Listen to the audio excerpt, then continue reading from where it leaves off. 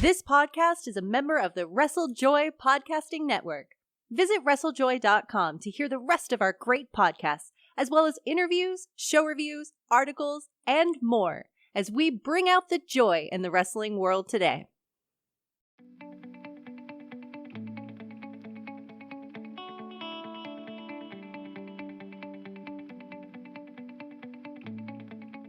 Hello! Hey, how's it going? It's good. Thank you so much for joining me today. How are you doing? I'm doing great. Thanks for having me. So I wanted to talk to you about the New Japan Cup USA. This is really exciting to see New Japan back in the United States again. How does everyone feel about being stateside with New Japan? I mean, we're stateside kind of forcibly. But no, it's good to be back in a ring and good to be up and running again. Feels like some sense of normalcy, I guess. So I'm excited. Yeah. That's wonderful. So, coronavirus has put kind of a damper on everything with wrestling fans, with traveling to shows. But New Japan has actually set kind of a model for an example of how to run shows with the health and safety of their wrestlers and their staff in mind. What are your thoughts on how New Japan has handled this pandemic? I think they've handled it excellently. I think us not doing empty arena shows immediately or being the first ones to do it really helped us out because we can kind of see all right, this works, this doesn't. At least from my perspective, I was able to see all right, this kind of doesn't translate too well when there's no people. It kind of gave us a little bit of a head start, or maybe not a head start, but a little more insight on how to adapt to the current situation that we're in. I'm sure you're excited for fans to be back, though. I know we're excited to be back to see you guys. It's not the same without fans. It really isn't. It just doesn't compare. Yeah, absolutely. Well, so you've had time at home. Have you been using that time to prepare for the New Japan Cup? Yeah. So I live in Georgia, which didn't do a great job of staying shut down, which kind of benefited me because I only had to stay home for 3 or 4 weeks or whatever. And then I've been in the gym 6 times a week since we opened back up. My parents live 10 minutes away from me. There's a wrestling ring in their garage. So I've been in the ring with my dad and my little brother. So I've pretty much stayed ready the entire time. So you've got an advantage. That's what you're saying. I do. So have your dogs. I noticed that you have your dogs on Instagram. They are so cute. Have they been quite appreciative of the time that you've been able to be at home with them? I would hope so. I've been appreciative of it. I love being around them. No, but it's been awesome. I get to, I get to be home. I get to hang out with my wife, get to hang out with my pets. I get to see my family more often. So this is rare time that you don't usually get at home without being injured. So I've kind of been enjoying it as much as one could enjoy it. Yeah, make the best of a bad situation, right? Yeah. Yeah, absolutely. So the New Japan Cup USA tournament obviously is going for the winner going to get a chance against Jon Moxley, who is quite a formidable opponent with, holding the US championship. So how are you planning on taking him down and claiming that title for yourself? I don't know if I have to out crazy him or if I have to out wrestle him. It's a weird approach because he's so unorthodox in pretty much anything he does that you kind of don't, it's hard to prepare for an opponent like that. But I mean, I was raised by one of the baddest dudes on the planet. So people don't really scare me. It's just it's more of a challenge than a intimidation factor.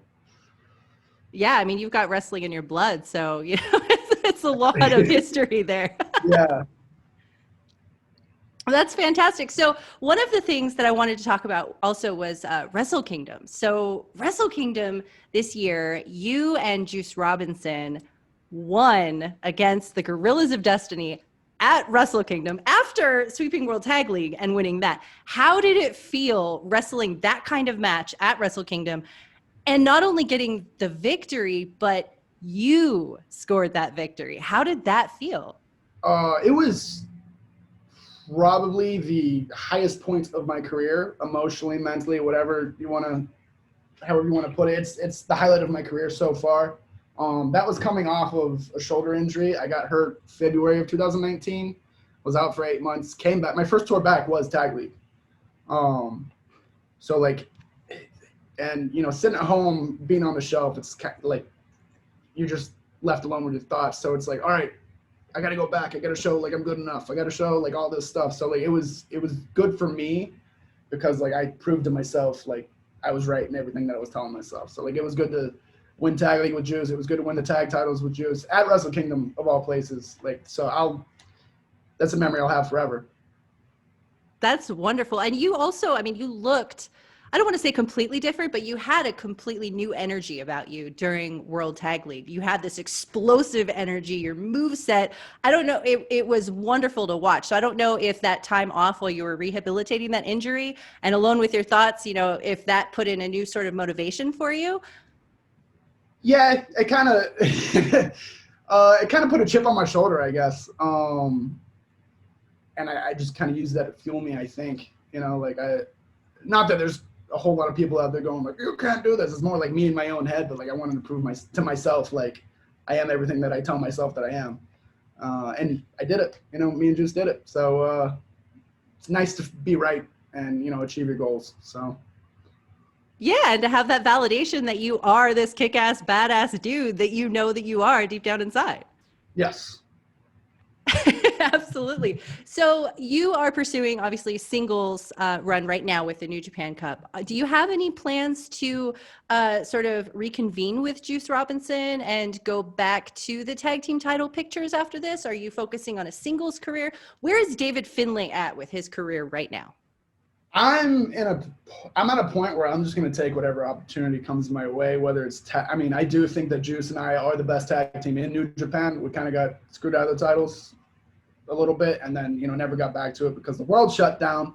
So I do have unfinished business in the tag division. So once everything opens back up, I would like to go for the tag titles again. Just because I wanted to have a good run with them and we didn't quite accomplish that.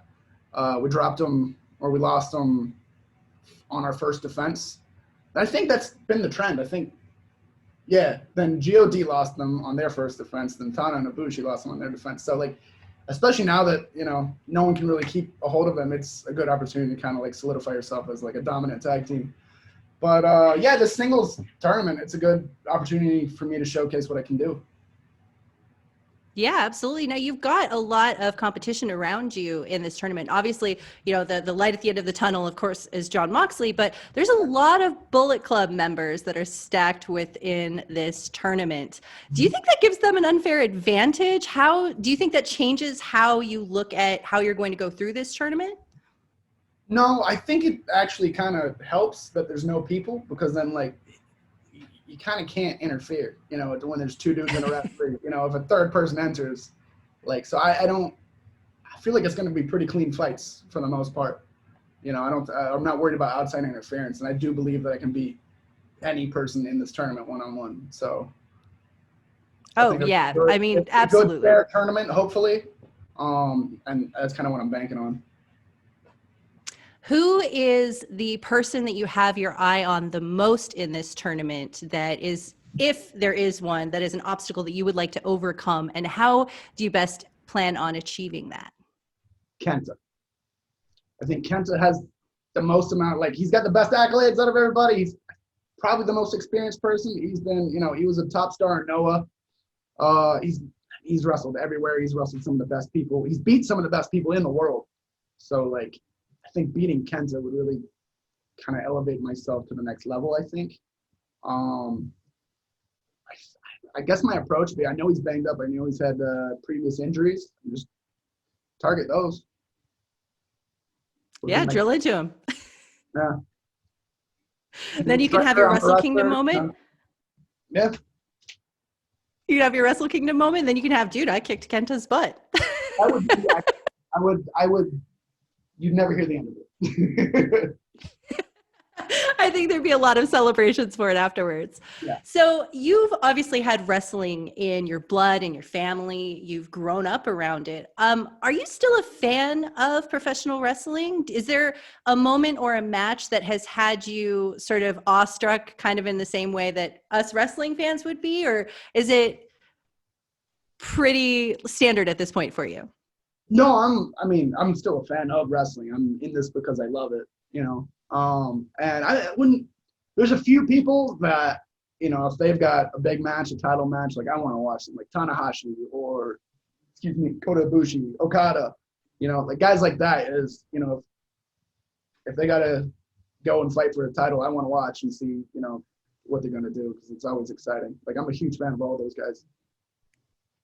Do you have a dream match between any of them that you would like to have? Yeah, honestly, I wanted to do a tag match with Juice and myself versus Tanahashi and Ibushi. They kind of stepped up to us and challenged us at a New Year's Dash right after Wrestle Kingdom, and then that never came to fruition. So I would like to, whether it's for titles or not, I just really want to wrestle those two because I think we're the better tag team. I really do, and I think that would really solidify us as a tag team, beating those two. Well, first of all, I think you're right. I mean, you and Juice have been teaming up for quite a long time. But I also think it would be really exciting for you guys to have that moment. I mean, Ibushi and Tanahashi have been coming on strong with, you know, obviously also holding the tag team titles, but it would be a really exciting match to see somebody with the longevity that you and Juice have going up against Tanahashi and Ibushi and beating them. I think that would be pretty amazing. Yeah, I mean, I think us being an actual like tag team that's had, I guess, more tag team experience together is kind of like a benefit to us, whereas they're two top single stars. But it's a little bit of a different dynamic when, you know, you come to tag wrestling, you know. So I think that's where our advantage would lie, is that we just work together as a unit so well. In the teamwork and in the chemistry. So wrestling itself, I would imagine there's a lot of challenges that come with it. Obviously, there's the traveling, there's bumps, which I imagine are probably just a little bit painful. Yeah. What is something about wrestling that you love that still brings you joy when you think about what you do and why you do it? Honestly, all the things that I kind of complain about are also all the things that I love. Like the travel sucks, but I love that I get to travel, you know? Like I get to work in a new place almost every night, you know, in normal circumstances when the world isn't closed. Like I've seen so much of the world just because, you know, of my job. And I think that's awesome. Like that's part of why I like it. You get to meet some awesome fans. You get to wrestle in front of some insane crowds. Like those are the best, is when everyone's just there to have a good time, going nuts. Like those are the nights where you just don't feel anything. It's just like go hard, you know. So I mean, there's really not too much about wrestling that I don't like. You know, like it's what I've wanted to do since I was 2 years old. That's awesome that you've been wrestling your whole life. You've had it in your family, and yet you still love it just as much as, you know, when you started. What are some memories of some of your first matches that stand out, that are something that you reflect on back today? Because everybody has those moments where you're like, wow, you know, this was a really great experience when I was younger or when I first started. Look at how far I've come, but you're still really excited about that. What are some standout matches during your career that sort of remind you of where you are today? Um, that's a good one. I would say like my first Super Juniors tour really taught me a lot because that's when I debuted for New Japan. Was the Best of the Super Juniors 2015, I think. And obviously I had never experienced anything like that in my career. And looking back, I might have been a little bit in over my head.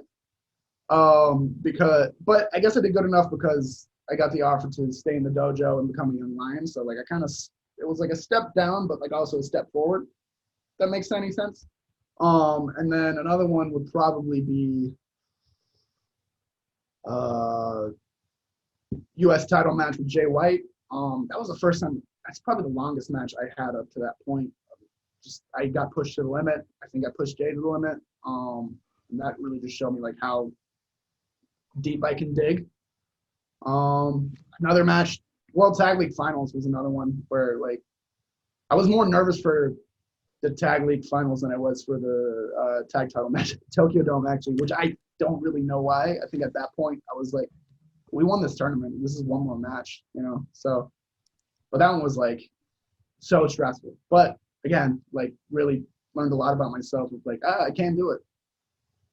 Yeah, well, and again, you have that sort of inner validation that the hard work that you've been putting in and the training and everything is paid off. It's interesting, though, how you were more nervous for that match than the one at Wrestle Kingdom. You would think, obviously, it would be reversed. When you're planning for a Wrestle Kingdom match like that tag team match, what is one of the most fun parts to plan for? Is it the match? Is it the entrances? What are the things that you look forward to planning in a Wrestle Kingdom match? I mean, there's not too much planning that goes into it. I mean, the entrance is always fun. You walk, like, that's the biggest arena that I've done by far. So, like, you walk out. I remember my first time at the Tokyo Dome, I was so nervous that I forgot to take it in, you know? So this time it was like, all right, a couple years later, it's like, all right, I've been here before. And I was like, I got to stop and smell the roses this time, you know, and like kind of like soak it in. Wow, there's like 40-something thousand people. This is nuts. And like our music's playing. I'm on camera. Like, this is bananas. So like, I don't know. It's one of those things where like just on a personal level, it's surreal to realize where you're at. Yeah. Do you ever go back and watch those matches to sort of see that feeling of taking it all in, sort of from an outside point of view? Not for that reason. I don't really watch for like nostalgic reasons. I'll rewatch my matches just to see like what I can improve on and like where, you know, what I did good, what I didn't do so good. So like I when I watch my matches, it's more with a critical eye than a nostalgic eye, I guess.